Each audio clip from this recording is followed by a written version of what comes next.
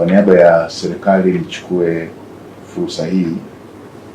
kuwashukuru wananchi wote na makundi yote ya kijamii hapa nchini kwa kuendelea kudumisha muungano hapa nchini na kwa kushirikiana na serikali katika kukuza umoja, mshikamano katika kuleta maendeleo na kukuza uchumi wa taifa letu. Kama ilivyoelekezwa na serikali, maadhimisho ya sherehe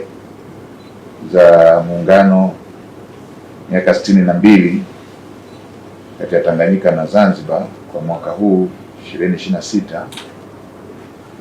yataadhimishwa kwa kauli mbiu inayosema miaka 62 ya muungano, amani, umoja na mshikamano ni msingi wa maendeleo endelevu.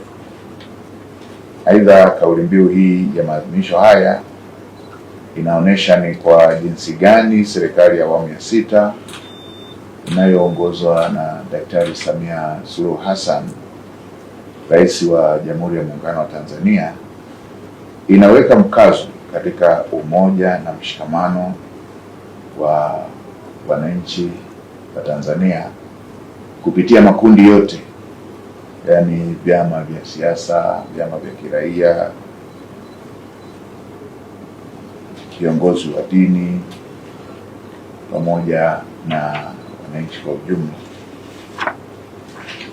Maadhimisho ya sherehe za miaka 62 ya muungano yatafanyika katika ngazi za mikoa yote nchini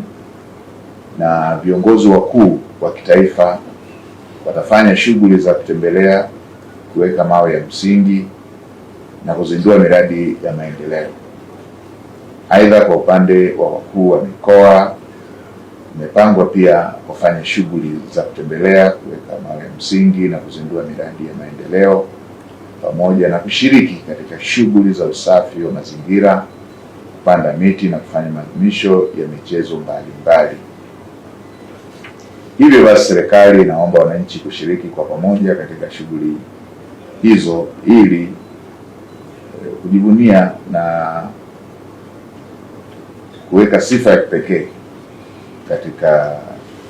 namna ambayo tutaendelea kuenzi muungano wetu wa Tanzania. Kwa upande wa Zanzibar patafanyika pia shughuli za kijamii ambazo zinahusiana na upandaji miti, usafi wa mazingira, maadhimisho ya michezo na sanaa mbalimbali, mashindano ya uandishi wa insha kwa shule za msingi na sekondari, kwa mahojiano maalum na wazee maarufu, midahalo, makongamano kuhusu muungano na hatua za maendeleo zilizofikiwa hadi sasa. Kwa ndugu wananchi, nitumie fursa hii pia kwa namna ya kipekee kumshukuru na kumpongeza Daktari Samia Suluhu Hassan, Rais wetu wa Jamhuri ya Muungano wa Tanzania, kwa kuelekeza kuwa maadhimisho haya yafanyike katika ngazi za mikoa ili kutoa fursa kwa wananchi wote kushiriki kwenye shughuli mbalimbali za kuadhimisha sherehe za miaka 62 ya muungano wa Tanganyika na Zanzibar. Aidha, namshukuru Mheshimiwa Rais kwa kuelekeza kuwa fedha ambazo zingetumika kwa kufanya maadhimisho haya kwa gwaride na michezo ya halaiki zitumike katika shughuli nyingine za maendeleo, ikiwemo ukarabati wa miundombinu ya barabara ambazo kama tunavyojua zimeharibiwa na mvua zinazoendelea kunyesha katika maeneo mbalimbali hapa nchini. Naomba kutumia fursa hii kuhamasisha wananchi wote kushiriki ipasavyo kwenye shughuli za kijamii, midahalo, makongamano katika kila mkoa ili kujadili maendeleo endelevu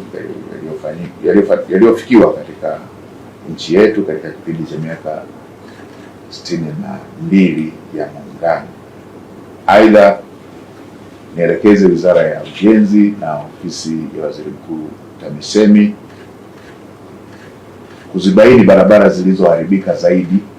ili fedha hizi ambazo Mheshimiwa Rais ameelekeza zitumike kurejesha miundombinu iliyoharibika. Kazi hiyo ianze mara moja.